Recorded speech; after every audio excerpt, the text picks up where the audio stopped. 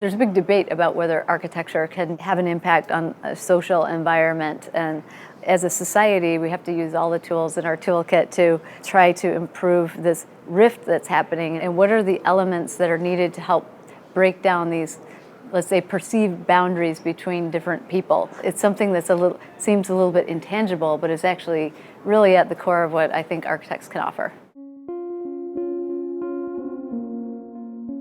When I first met Jackie, I was so impressed with her mission statement, to eliminate racism.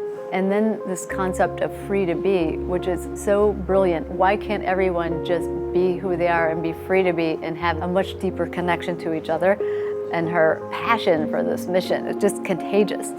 And I was sold. I was like, I want to do this project for Jackie. And so we're partnering with Black Ensemble Theater to envision this whole intersection as more like a campus, something that will enliven the street life and bring all these programs together to create the Free to Be mission.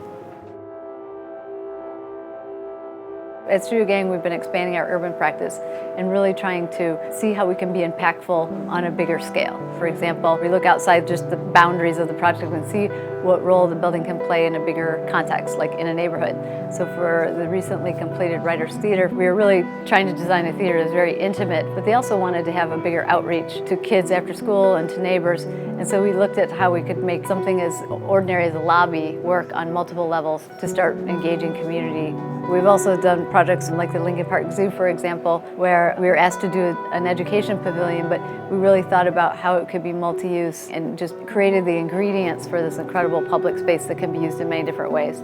And here, we're really building upon the success of the theater that's already there and thinking about ways that program can be expanded to reach more people for this organization and to build a stronger Free to Be network.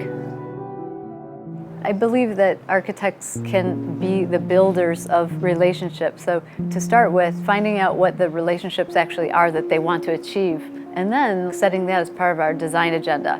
We also interviewed stakeholders and people who live nearby, as well as artists and people that will be performing in the area, to get their sense of what the potential of this project could be. And it's amazing how many good ideas come out of that process of engagement. And that's really what makes a project successful. And that ties to our approach, which learns a lot from ecology, where it's about the relationship between individuals and their environment. You know, that's I think my biggest hope is just to create space where everyone feels welcome. So those are the types of things we're going to be zeroing in on and trying to bring forward in the design.